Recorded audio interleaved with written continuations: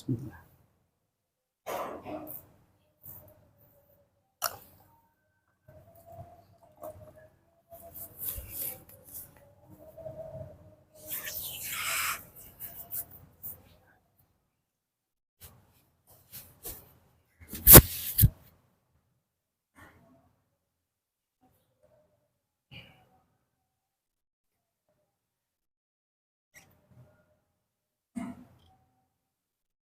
Innal hamdalillah nahmadu wa nasta'inu wa nastaghfiruh wa na'udzu billahi min syururi anfusina wa min sayyiati a'malina may yahdihillahu fala mudilla lahu wa may yudlil fala hadiya lahu asyhadu an la ilaha illallah wa asyhadu anna muhammadan 'abduhu wa rasuluh qala Allah ta'ala fi kitabihil karim a'udzu billahi minasyaitonir rajim ya ayyuhalladzina amanu taqullaha haqqa tuqatih wa la tamutunna illa wa antum muslimun.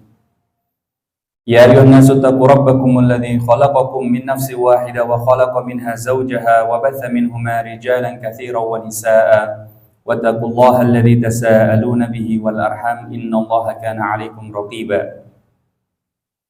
Ya ayyuhalladzina amanu taqullaha wa qulu qawlan sadida yuslih lakum a'malakum wa yaghfir lakum dhunubakum wa may yuti'illaha wa rasulahu faqad faza fawzan 'azima. Allahumma salli ala sayyidina Muhammad wa ala ali sayyidina Muhammad kama sallaita ala sayyidina Ibrahim wa ala ali sayyidina Ibrahim fil alamin innaka Hamidum Majid.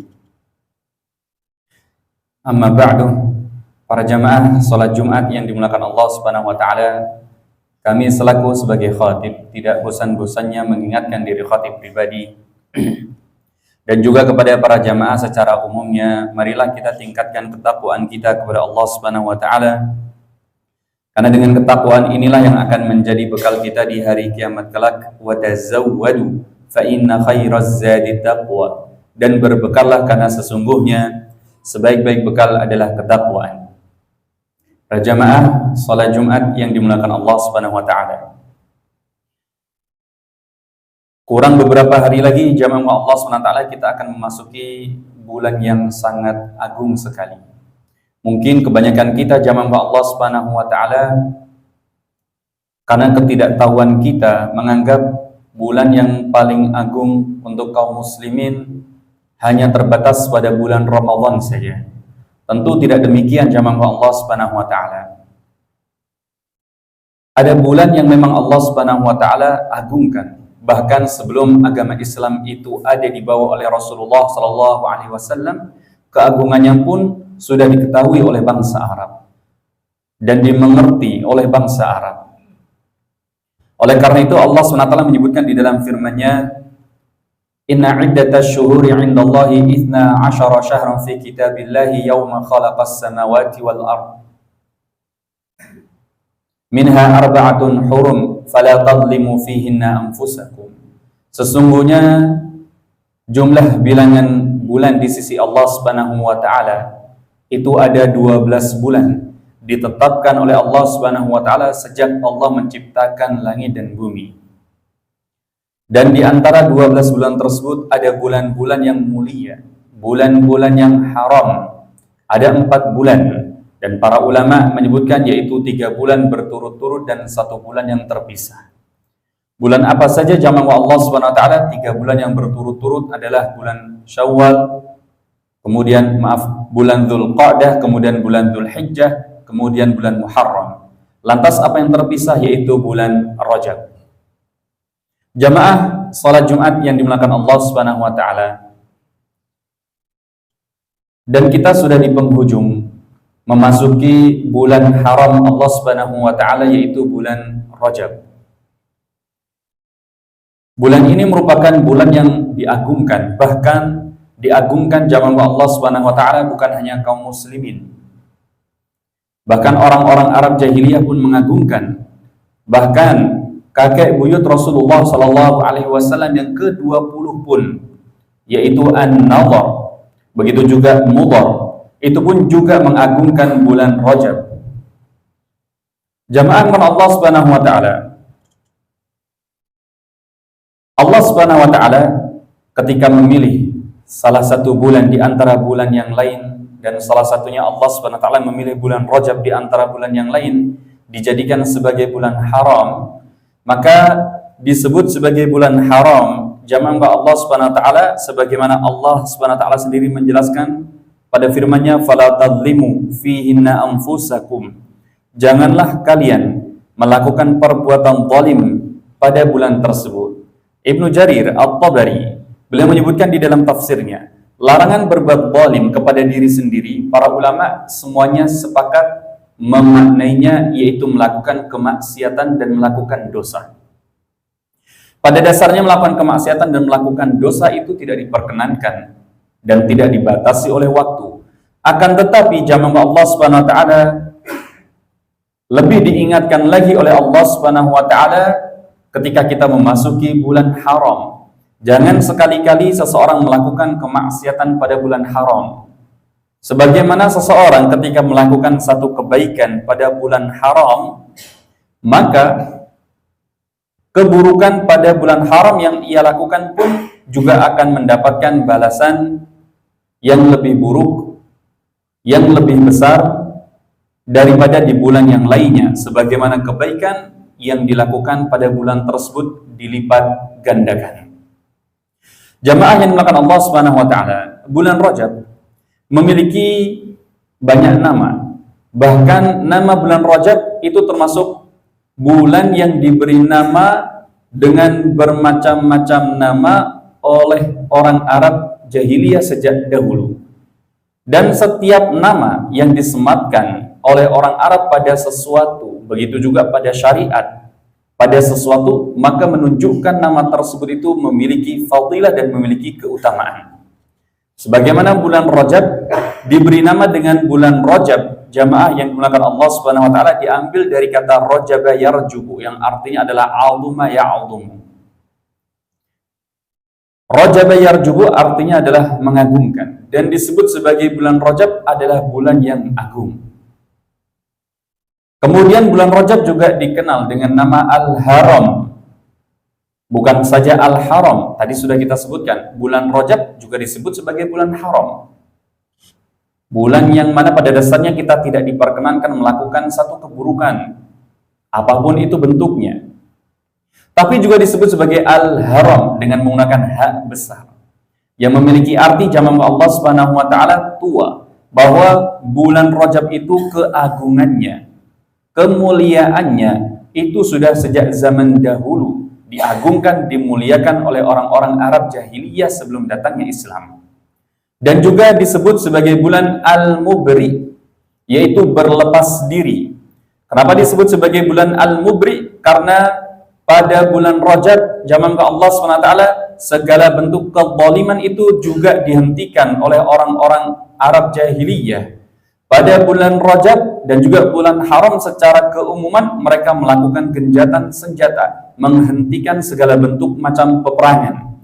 Maka barang siapa yang melakukan kezaliman, barang siapa yang melakukan peperangan, maka semuanya mengatakan kami berlepas diri dari perbuatan tersebut, karena hal tersebut merupakan satu hal yang tercela, bahkan menurut orang Arab jahiliyah.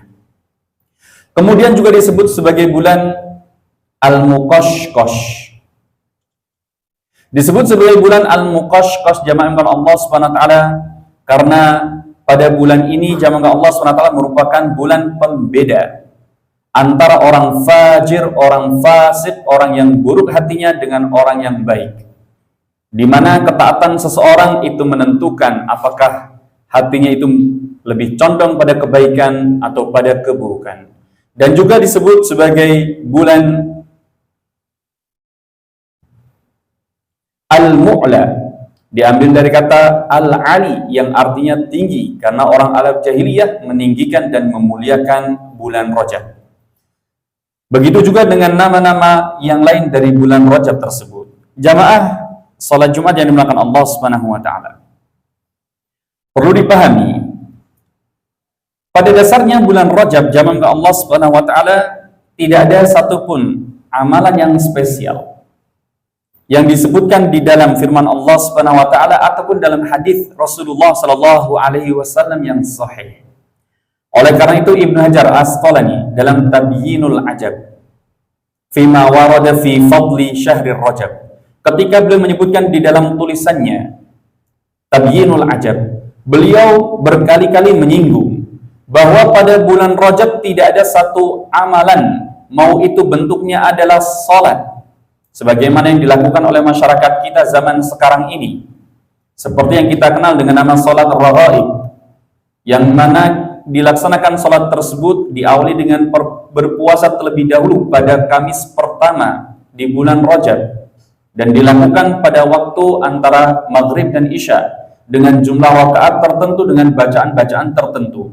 Maka perlu dipahami jamaah Allah SWT, bahkan pun dalam mazhab Syafi'i, baik itu Ibnu Natib di dalam kitab Uddahnya pun juga menyinggung bahwa salat raghaib dan juga salat nisfu Sya'ban, beliau mengatakan salatan bid'atan makruhatan.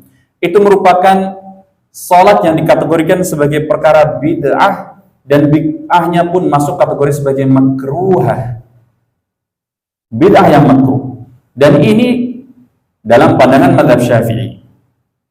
Oleh karena itu Ibnu Hajar Asqalani sendiri pun juga mengingatkan kepada kita, tidak ada satupun amalan seperti salat, puasa, dan amalan-amalan khusus yang diperintahkan oleh Rasulullah SAW agar dilakukan oleh kaum muslimin pada bulan Rajab.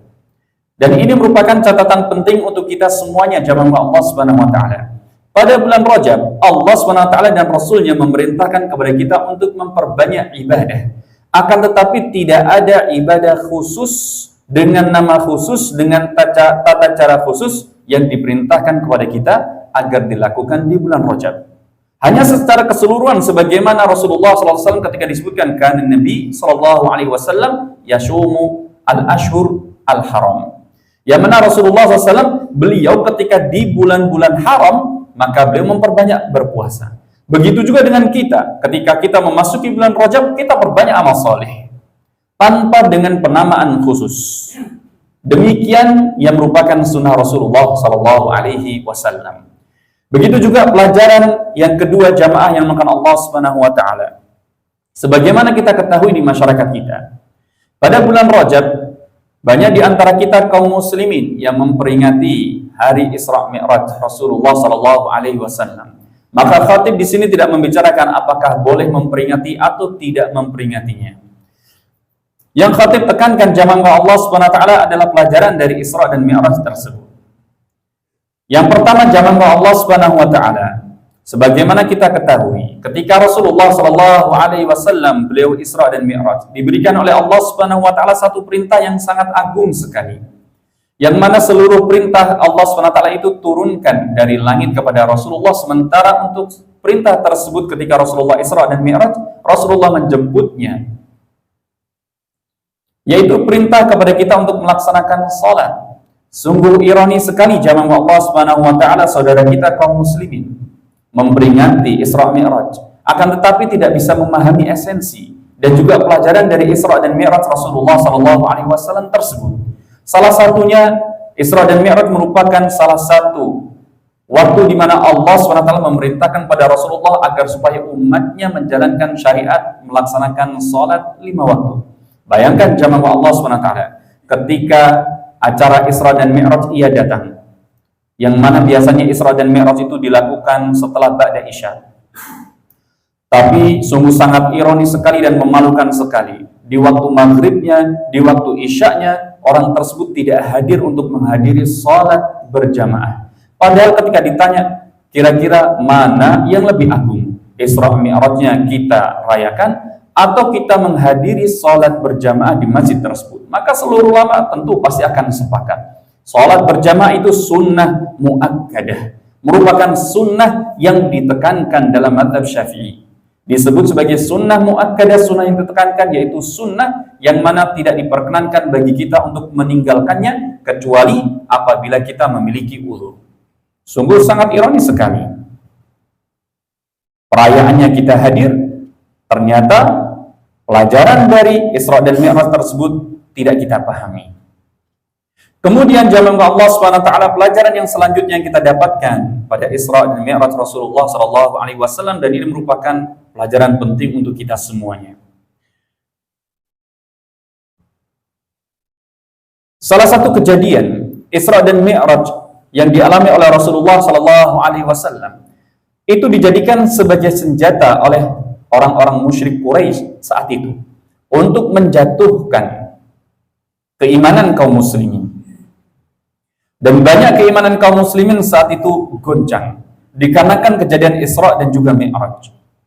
Dan ini juga merupakan pelajaran untuk kita semuanya. Mungkin sering kita selalu mengatakan, sekiranya saya bertemu dengan Rasulullah, sezaman dengan Rasulullah, saya akan membela Rasulullah dengan darah, harta, jiwa, raga, seluruh apapun yang aku miliki, keluarga, akan aku berikan untuk perjuangan bersama dengan Rasulullah. Iya.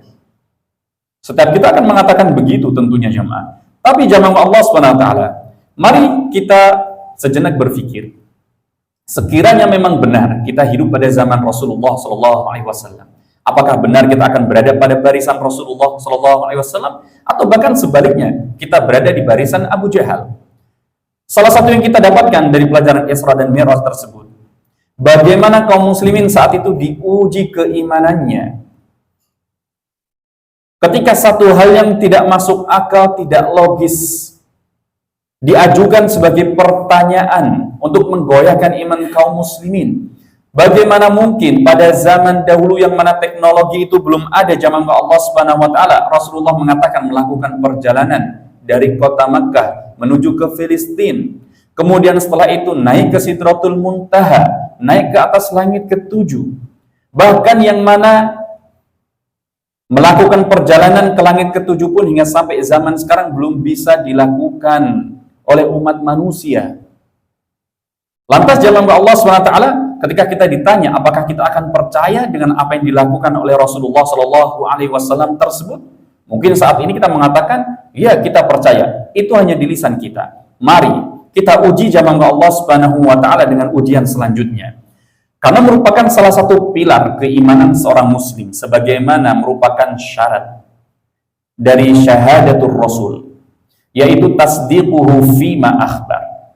Kita membenarkan semua apapun yang diberitakan oleh Rasulullah, apapun yang disampaikan oleh Rasulullah, wajib bagi kita untuk mengimaninya, meskipun bertentangan dengan akal pikiran kita, berseberangan dengan hati kita dan perasaan kita. Maka dahulukan hadis Rasulullah Sallallahu Alaihi Wasallam. Salah satu contoh hal yang kecil, jamaah Allah Subhanahu Wa Taala. Misal, Rasulullah Sallallahu Alaihi Wasallam, jamaah Allah Subhanahu Wa Taala, memerintahkan kepada kita dengan hadisnya yang sahih diriwayatkan oleh Imam Bukhari dan juga Imam Muslim. Salah satu kejadian yang mana saat itu ada orang yang datang kepada Rasulullah mengeluhkan sakit perut yang akut. Maka Rasulullah memerintahkan kepada laki-laki tersebut untuk mendatangi peternakan unta yang ada di ujung kota Madinah.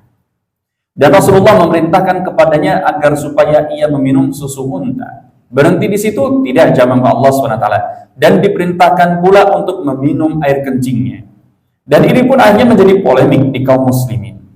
Banyak sekali kaum muslimin yang kemudian meragukan tentang adanya hadis Rasulullah SAW tersebut dan kebenarannya. Kemudian berdalih dari sisi kedokteran mengatakan itu tidak bisa menyembuhkan, bahkan itu membawa bakteri, ini begini dan begitu. Lihat jamaah Allah Subhanahu wa taala. Ini baru satu hal yang sangat remeh jikalau dibandingkan dengan perjalanan Rasulullah Sallallahu Alaihi Wasallam menuju ke Sidratul Muntaha.